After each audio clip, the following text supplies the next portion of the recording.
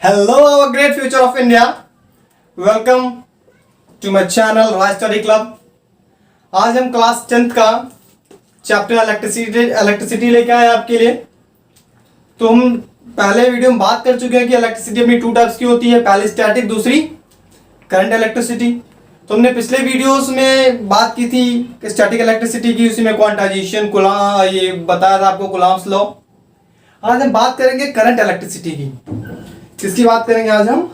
Current electricity की। तो current electricity आखिर है क्या? अपनी स्टैटिक इलेक्ट्रिसिटी क्या होती थी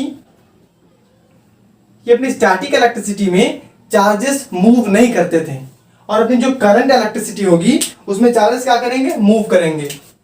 चार्जेस क्या होते थे? रेस्ट में होते थे स्टैटिक इलेक्ट्रिसिटी में, या फिर उसे हम कह सकते हैं इलेक्ट्रोस्टैटिक। क्या कह सकते हैं उसे? हम इलेक्ट्रोस्टैटिक कह सकते हैं। और अब हम पढ़ने जा रहे हैं कि अपने जो चार्जेस होंगे वो होंगे मोशन में।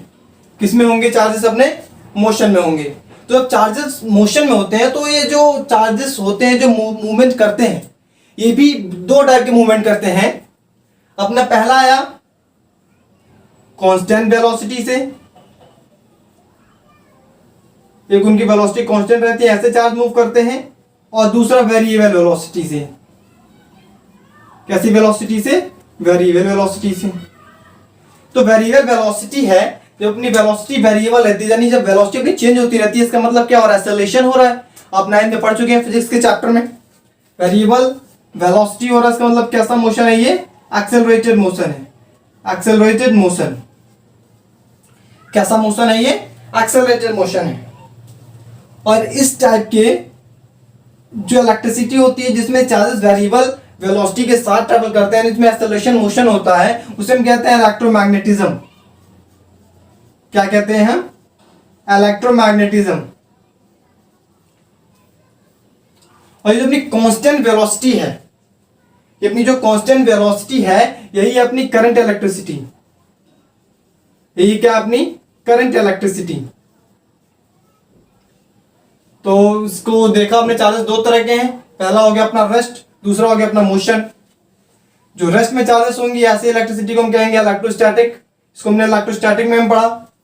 फिर अपना अगला आता है मोशन। होता है कैसा? मोशन में होता है चार्ज। तो मोशन में कांस्टेंट वेलोसिटी के साथ ट्रेवल करेगा, वेरिएबल वेलोसिटी के साथ ट्रेवल करेगा। तो जो वेरिएबल के साथ करेगा उसमें एक्सेलरेशन होगा, और उससे क्या कहेंगे हम? इलेक्ट्रोमैग्नेटिज्म। और जो कांस्टेंट वेलोसिटी होगी उसे हम क्या कहेंगे? Current electricity. तो आज हमें यही पढ़ना है, किसके बारे में? करंट इलेक्ट्रिसिटी के बारे में। तो आइए देखते हैं करंट इलेक्ट्रिसिटी के बारे में क्या पढ़ सकते हैं। तुमने बात की थी उसमें स्टैटिक इलेक्ट्रिसिटी में चार्जेस की। यहां भी अपनी चीजें चालू होंगी किससे? चार्जेस से ही चालू होंगी। हम सबसे पहले देखेंगे आज की वीडियो में इलेक्ट्रिक करंट, उसके बाद फिर धीरे धीरे आएंगे पोटेंशियल डिफरेंस पे, और उसके बीच का ग्राफ भी देखेंगे। और इसी से रिलेटेड अपना ओम्स लॉ है, वो हम अगले लेक्चर में देखेंगे। तो अब हम देखते हैं इलेक्ट्रिक करंट। Electric current. अच्छा, कई लोग केवल सिर्फ करंट बोलते हैं, कई लोग क्या बोलते हैं? सिर्फ करंट बोलते हैं। तो ये करंट ठीक नहीं है। ये करंट क्या है? ऐसे बोलना ठीक नहीं, क्योंकि वाटर करंट भी होता है, वाटर करंट भी होता है, ऐसे बहुत सारे हम बोल सकते हैं, एयर करंट भी बोल सकते हैं। तो ये हमें केवल करंट बोलेंगे तो ये गड़बड़ है। हमें क्या बोलना है? टोटल इलेक्ट्रिक करंट इंक्लूड करना है। तो हम बात किसके बारे में करेंगे? इलेक्ट्रिक करंट के बारे में। तो आखिर ये इलेक्ट्रिक करंट है क्या? आखिर ये इलेक्ट्रिक करंट है क्या? तो इलेक्ट्रिक करंट अपना है rate of flow of charge. आपने पढ़ रखा होगा पहले भी, rate of flow of charge, यानी चार्जेस का एक फिक्स्ड रेट से क्या करना? फ्लो होना ही क्या कहलाता है? अपना इलेक्ट्रिक करंट कहलाता है। जैसे कि ये अपना कोई कंडक्टर है, अच्छे समझते हैं हम। कंडक्टर है, माना कि फिक्स्ड पॉइंट से, एक फिक्स्ड पॉइंट से कितने चार्जेस, C फॉर कूलॉम इसका होता है यूनिट चार्ज का, कितने चार्जेस एक फिक्स्ड टाइम में, पर यूनिट टाइम में इस फिक्स्ड पॉइंट से पास हो रहे हैं। इस फिक्स्ड पॉइंट से एक फिक्स्ड टाइम में, एक पर यूनिट टाइम, एक यूनिट टाइम में इस फिक्स्ड जगह से कितने चार्जेस पास हो रहे हैं, यही अपना क्या कहलाता है? इलेक्ट्रिक करंट कहलाता है। एक फिक्स जगह है अपनी, वहां से कितने भाई अपना चार्ज पास करेगा यूनिट टाइम में, वही अपना क्या हो जाएगा, इलेक्ट्रिक करंट होगा। तो अपना इलेक्ट्रिक करंट की डेफिनेशन क्या बनी, rate of flow of charges is known as electric current. क्या उसका रेट है चार्जेस के फ्लो होने का। तो जब चार्ज अपना फ्लो हो रहा है तो कुछ ना कुछ डायरेक्शन भी होगा, कुछ ना कुछ उसका डायरेक्शन होगा। उसका डायरेक्शन क्या है, वैसे जब इलेक्ट्रिक करंट अपनी डिस्कवर हुई थी, जब अपनी इलेक्ट्रिक करंट को डिस्कवर किया गया, जब उसको खोजा गया, बनाया गया, तो इसमें हुआ ये कि उस टाइम अपनी इलेक्ट्रॉन की डिस्कवरी नहीं हुई थी। उस टाइम ये माना जाता था, उस टाइम क्या कन्वेंशनल अपना जो डायरेक्शन है इसका, कन्वेंशनल इसका डायरेक्शन है, तो उस टाइम इलेक्ट्रॉन की डिस्कवरी नहीं हुई थी। उस टाइम हमें केवल क्या पता था, प्रोटॉन पता था। क्या पता था, प्रोटॉन पता था। यानी कि जो अपना फ्लो ऑफ प्रोटॉन होता था, फ्लो ऑफ पॉजिटिव चार्ज क्या होता था, फ्लो ऑफ पॉजिटिव चार्ज होता था, उसी को हम क्या मानते थे, इसका डायरेक्शन मानते थे। जो इसका डायरेक्शन है, जो इसका डायरेक्शन है, वही हम इसके डायरेक्शन को भी मानते थे। करंट के डायरेक्शन को हम वही मानते थे जो इस पॉजिटिव चार्ज का डायरेक्शन होता था। तो भाई पॉजिटिव डायरेक्शन क्या होगा, पॉजिटिव चार्ज का डायरेक्शन क्या होगा, ये हमेशा किसकी तरफ जाएगा, नेगेटिव की तरफ जाएगा। किसकी तरफ जाएगा, नेगेटिव की तरफ जाएगा। यानी कि अपनी इलेक्ट्रिक करंट का जो डायरेक्शन होगा वो क्या होगा, पॉजिटिव टू नेगेटिव। क्या डायरेक्शन होगा, अपने इलेक्ट्रिक करंट का डायरेक्शन क्या होगा, पॉजिटिव टू नेगेटिव होगा। अब जब ये अपना प्रोटॉन या जो अपना पॉजिटिव चार्ज है वो ट्रेवल तो कर नहीं सकता भाई, प्रोटॉन ट्रेवल तो करता नहीं है। ये बात हमें बाद में पता चली जब इलेक्ट्रॉन की डिस्कवरी हुई। ये हम चीजें में जाना, ये पहले पता था कि प्रोटॉन नहीं करता, लेकिन हम उतने क्लियर नहीं थे। जब बाद में एटॉमिक स्ट्रक्चर दिया नील्स बोर ने, तो हम इसके बारे में हम जाने कि इलेक्ट्रॉन केवल इधर से एक जगह से दूसरी जगह जाएगा, इसकी वजह से पॉजिटिव नेगेटिव चार्ज आएगा। तो इसमें जब इलेक्ट्रॉन की डिस्कवरी हुई तो अपना पता चला कि इलेक्ट्रॉन मूव करता है, इसकी वजह से अपने चार्जेस आते हैं। तो अपना इलेक्ट्रॉन किधर मूव करेगा, इलेक्ट्रॉन जो है वो मूव करेगा, इस पे नेगेटिव चार्ज होता है इलेक्ट्रॉन पे, तो ये नेगेटिव टू किधर जाएगा, पॉजिटिव जाएगा। नेगेटिव टू किधर जाएगा, ये पॉजिटिव जाएगा इलेक्ट्रॉन। और अपना करंट किधर फ्लो कर रहा है, पॉजिटिव टू नेगेटिव फ्लो कर रहा है। किधर फ्लो कर रहा है, पॉजिटिव टू नेगेटिव, और ये नेगेटिव टू पॉजिटिव। यानी कि हम ये भी कह सकते हैं कि जो अपना करंट का डायरेक्शन है वो opposite to the direction of the electron है, opposite to the direction of electron. हम ये कहते हैं कि अपना करंट का डायरेक्शन पॉजिटिव टू नेगेटिव है, फिर कहते हैं opposite to the direction of electron है। इतनी सी बात इसके डायरेक्शन में। अब इसमें डायरेक्शन में पता है कि इलेक्ट्रॉन जो चार्ज अपने फ्लो कर रहे हैं वो कौन से चार्ज है, अपने चार्ज क्या है, वो इलेक्ट्रॉन है। चार्ज कैसे है, इलेक्ट्रॉन है। तो हर एटम्स में लगभग जितने भी कंडक्टर्स हैं अपने पास, सबके पास कुछ ना कुछ क्या होते हैं, फ्री इलेक्ट्रॉन्स होते हैं। क्या होते हैं, फ्री इलेक्ट्रॉन्स होते हैं। और ये जो फ्री इलेक्ट्रॉन्स होते हैं क्या होते हैं, चार्ज कैरियर। इसे हम क्या कहते हैं, charge carrier.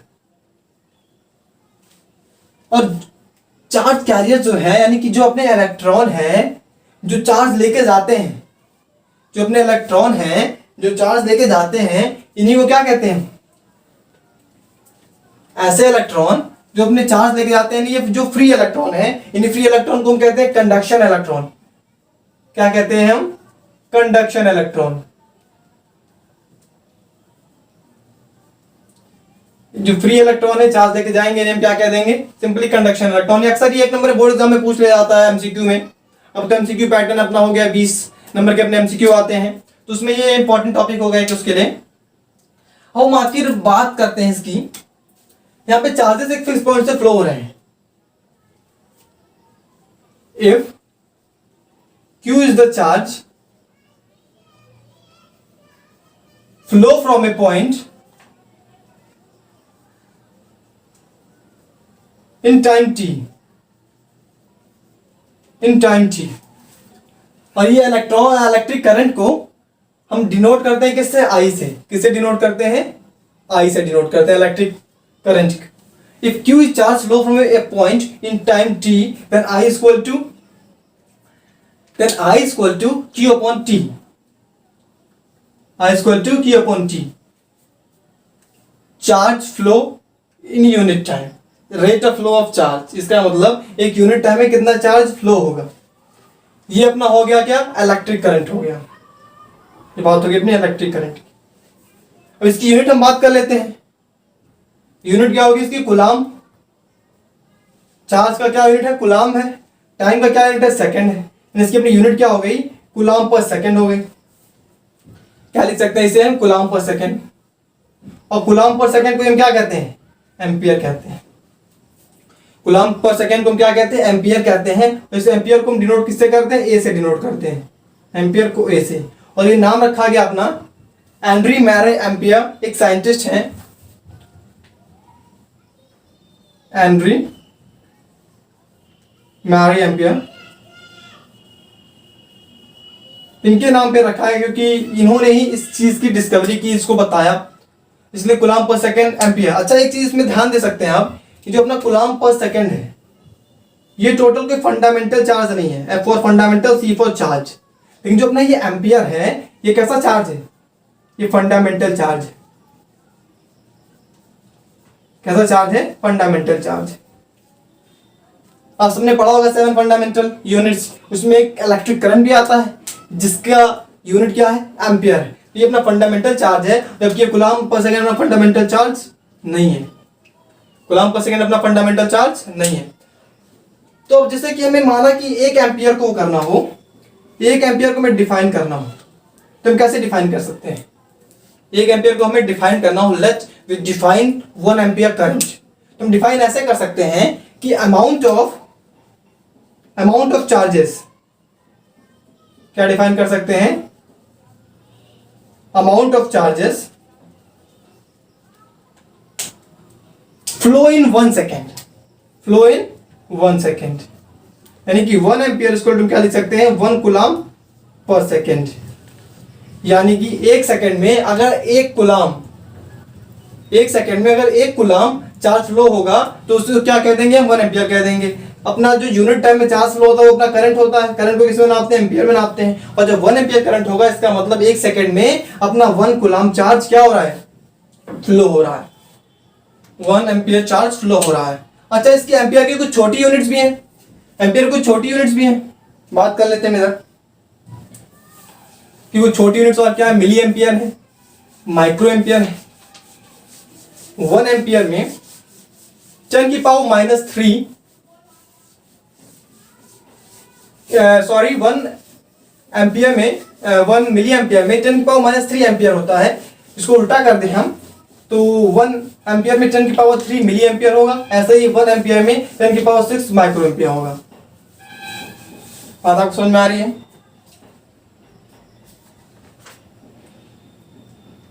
One milli ampere, 1 milli ampere equal to 10 की पावर -3 एम्पियर, से 1 माइक्रो एम्पियर इक्वल टू 10 की पावर -6 एम्पियर। इतनी बात आपको समझ में आ रही है? M for milli, A for ampere, U for micro and A for ampere। तो इलेक्ट्रिक करंट को नापते हैं हम एमीटर से नापते हैं। एक डिवाइस अपने पास इलेक्ट्रिक करंट को नापने की, एमीटर।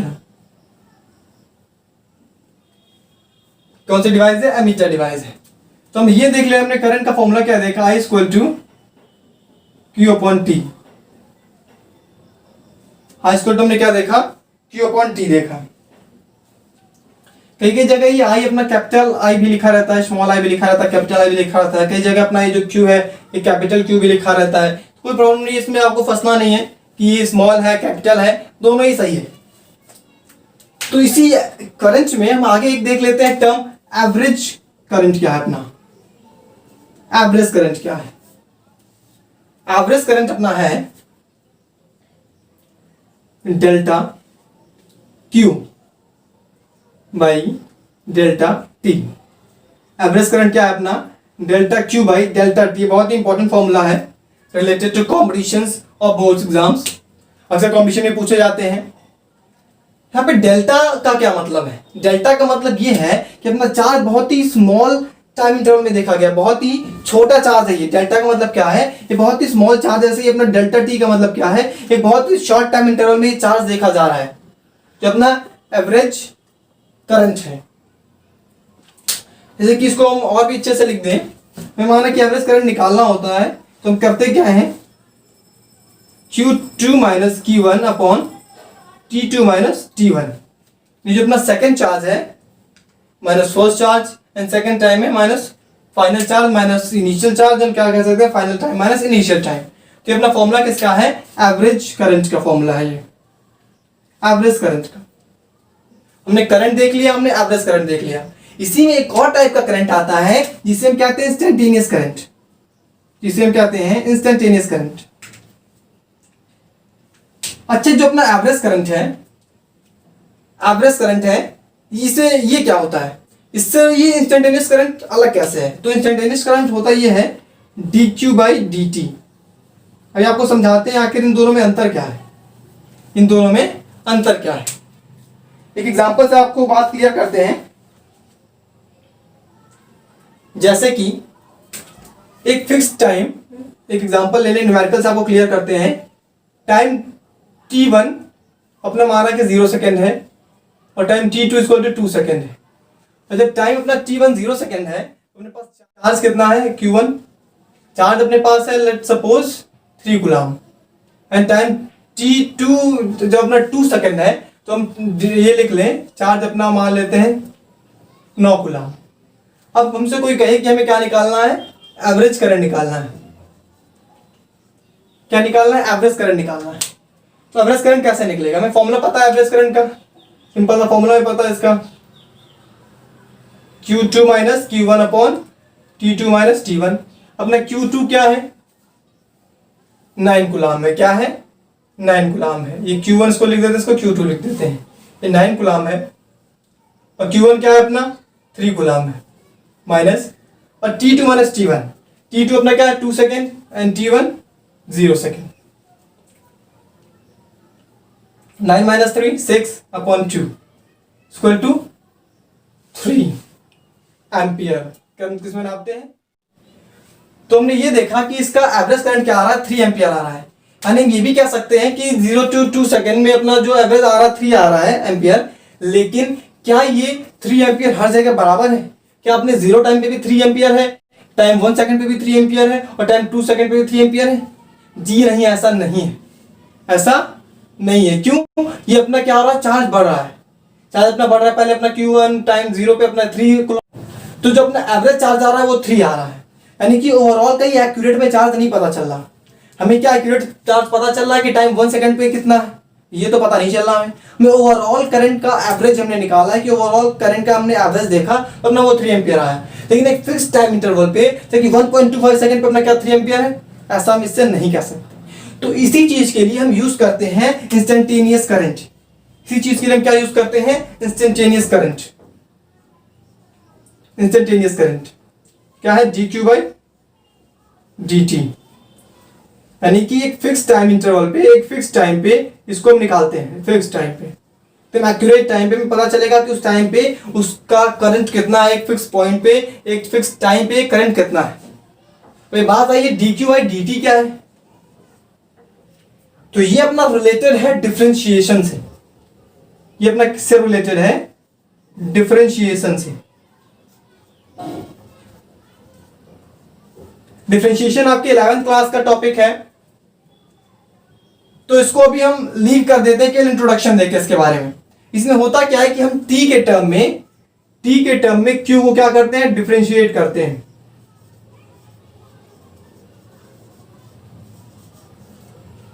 t के टर्म में q को क्या करते हैं, हम डिफरेंशिएट करते हैं। ये अपना 11th का टॉपिक है डिफरेंशिएशन का। q के टर्म में हम t के टर्म में q को डिफरेंशिएट कर सकते हैं। तो जब अगले साल आप डिफरेंशिएशन पढ़ेंगे तब इस पे हम अच्छे से ब्रीफ में डिस्कस करेंगे। आपका एक टॉपिक 12th में भी आता है, तो उस पर हम डिस्कस करेंगे बाद में। हमें मेनली क्या देखना है, करंट देखना है, एवरेज करंट देखना है। इसको हमने केवल इंट्रोड्यूस कर दिया है। जैसे कि आपको कोई पूछ ले भाई कि आपने इलेक्ट्रिसिटी पढ़ रखी है और इंस्टेंटेनियस करंट की बात आ जाए, ये कॉम्पिटिशन में पूछ सकते हैं, कॉम्पिटिशन में पूछ सकते हैं। इस फॉर्मूले में इंस्टेंटेनियस करंट में 3-4 फॉर्मूला अपना दे दिया, उसमें एवरेज का भी है, करंट भी है। तो आप कंफ्यूज ना हो, आपसे कोई पूछ ले इंस्टेंटेनियस करंट में आ सकता है, कॉम्पिटिशन के लेवल के बहुत इंपॉर्टेंट है। एक फिक्स टाइम पे एक्यूरेट निकालना हो करंट, तो क्या यूज करेंगे हम, इंस्टेंटेनियस करंट यूज करेंगे। तो काफी बच्चे 10th में एनटीएससी, ओलंपियाड, ये सारी चीजें भी दे रहे हैं, देंगे अभी। तो उन सबके लिए बहुत इंपॉर्टेंट चीज है ये, ध्यान से पढ़िए इसको, समझिए क्या कहना चाह रहे हैं। अब हम आगे कुछ और बात कर लेते हैं कि आखिर जो करंट अपना है वो कैसी स्केलर क्वांटिटी है, वेक्टर क्वांटिटी है। इलेक्ट्रिक करंट अपनी कैसी क्वांटिटी है, स्केलर है, वेक्टर है, कैसी क्वांटिटी। तो जब ये इलेक्ट्रिक करंट है उसके पास क्या है, डायरेक्शन है, और साथ में क्या है, मैग्नीट्यूड भी है। इलेक्ट्रिक करंट के पास डायरेक्शन भी और साथ में क्या है, मैग्नीट्यूड, उसके पास दोनों ही है। तो सब बच्चे क्या देंगे सिंपली, सर ये तो वेक्टर क्वांटिटी हो गया। लेकिन इसमें क्या लग रहा है, लेकिन लग रहा है, बट। जहां इफ बट लगता है भाई क्या अक्सर ही कंफ्यूजन की चीजें होती हैं।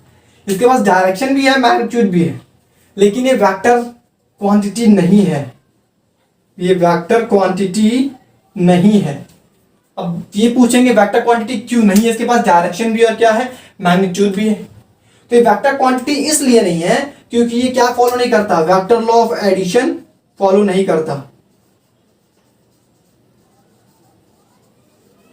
वेक्टर लॉ ऑफ एडिशन ये फॉलो नहीं करता इलेक्ट्रिक करंट। तो आज तक जो हम पढ़ते थे स्टैटिक और स्केलर ऑफ वेक्टर क्वांटिटी, तो उसमें हमें डायरेक्शन मैग्नीट्यूड ये चीज देखते थे। आज से हम क्या देखेंगे, इस बेस पे फिजिक्स में नियम है, ये रूल है, इस बेस पे क्वांटिटी डिसाइड की जाती है कि वो वेक्टर लॉ, अगर जो वेक्टर है तो वेक्टर लॉ ऑफ एडिशन वो फॉलो करता होगा। इस लॉ से रिलेट करके क्वांटिटी हम देखते हैं। तो ये अपनी डायरेक्शन मैग्नीट्यूड होने के बावजूद भी वेक्टर क्वांटिटी नहीं है। क्यों नहीं है, क्योंकि vector law of addition follow नहीं कर रहा है। ये वेक्टर लॉ ऑफ एडिशन आपका क्लास 11 का टॉपिक है, इसे हम पढ़ेंगे आखिर वेक्टर में हम कैसे एडिशन करते हैं। उसमें एंगल भी डिपेंड होता है, एंगल से रिलेटेड चीज है ये, उसमें एंगल पे डिपेंड होता है आखिर हमारा एडिशन कैसे होगा, क्या होगा इसका फॉर्मूला। अभी हम बात कर लेते हैं कि ये क्वांटिटी कौन सी है। तो भाई जब डायरेक्शन भी नहीं है, मैग्नीट्यूड भी नहीं है, डायरेक्शन भी मैग्नीट्यूड भी है लेकिन वेक्टर नहीं है, इसका मतलब क्या हो सकता है, ये स्केलर हो सकता है। बट अब यहां भी एक बट लगता है। अब हम देखते हैं आखिर ये क्वांटिटी है कौन सी। हमने क्या दिया कि भाई ये मेनली वेक्टर, ये वेक्टर क्वांटिटी नहीं, हमने ये क्या दिया, और ये भी कह रहे हैं कि भाई ये मेनली स्केलर क्वांटिटी नहीं है। मेनली क्या कह दिया, ये स्केलर क्वांटिटी नहीं है। तो अभी ये है कौन सी क्वांटिटी, इसके बारे में डिस्कस कर ले।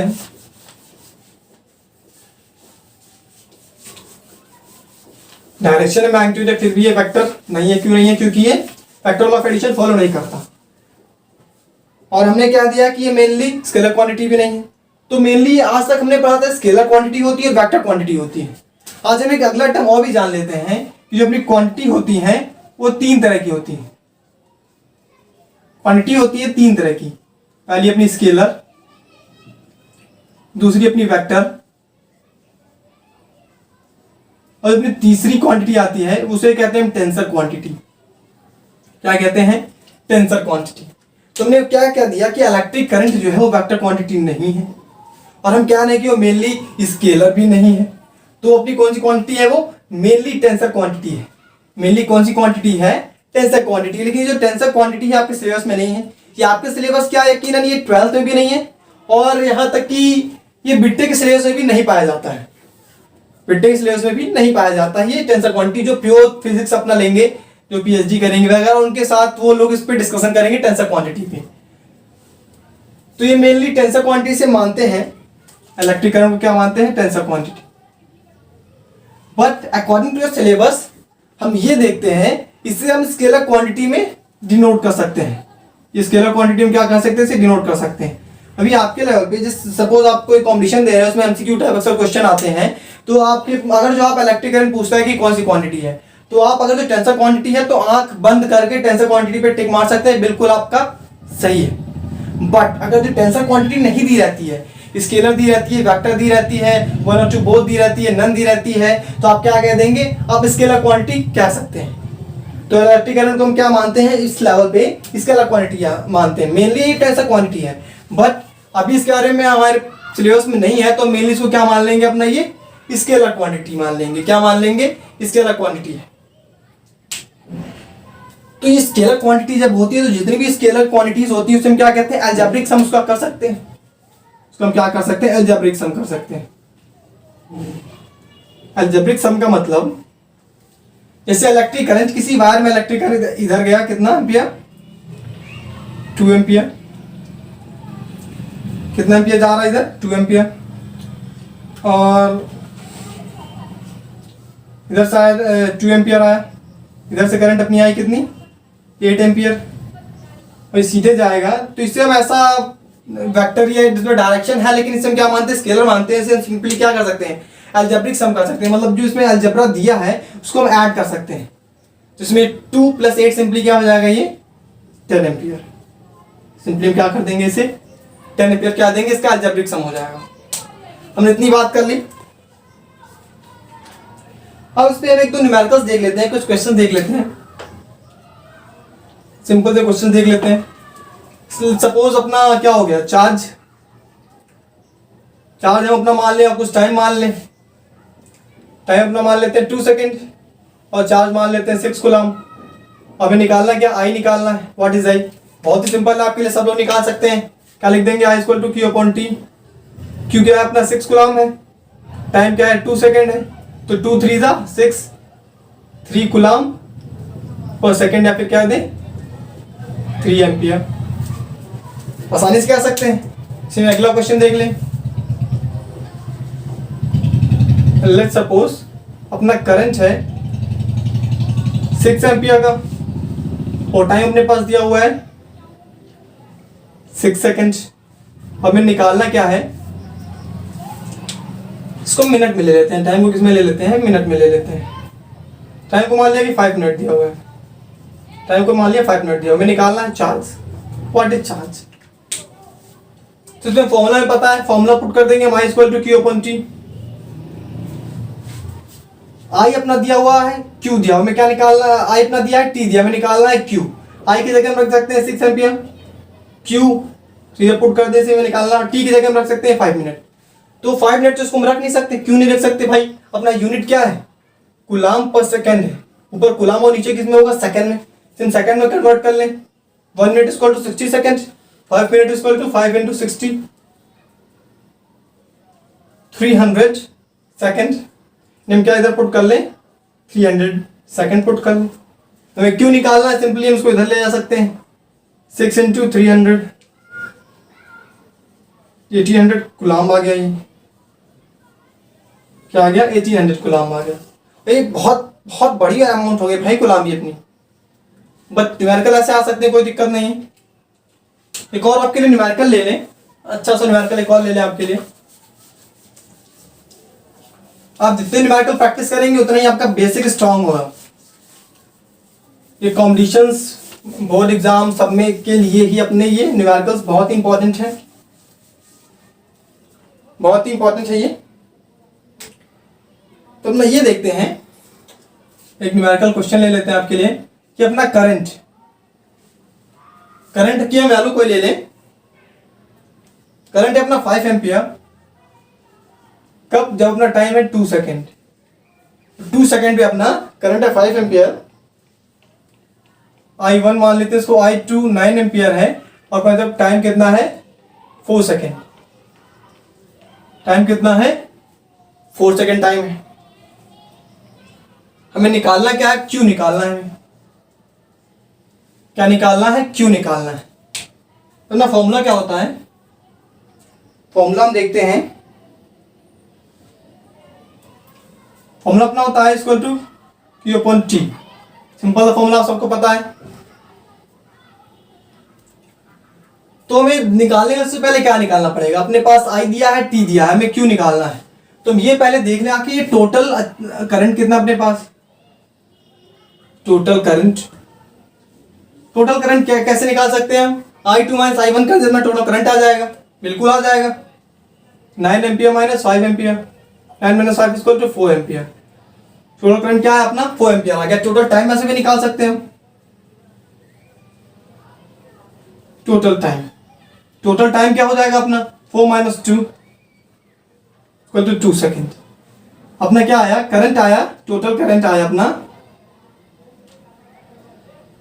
टोटल करंट अपना आया कितना 4 एम्पियर, और टोटल टाइम में कितना है 2 सेकेंड आया। अब हम आराम से निकाल सकते हैं चार्ज, I = Q/T।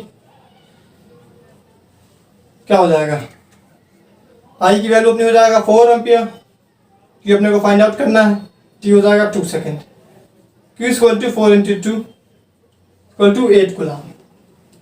इसको क्या हो गया, 8 कूलम हो गया। तो ऐसे हम क्या निकाल सकते हैं, बहुत ही आसानी से चार्ज निकाल सकते हैं, करंट निकाल सकते हैं, और टाइम निकाल सकते हैं।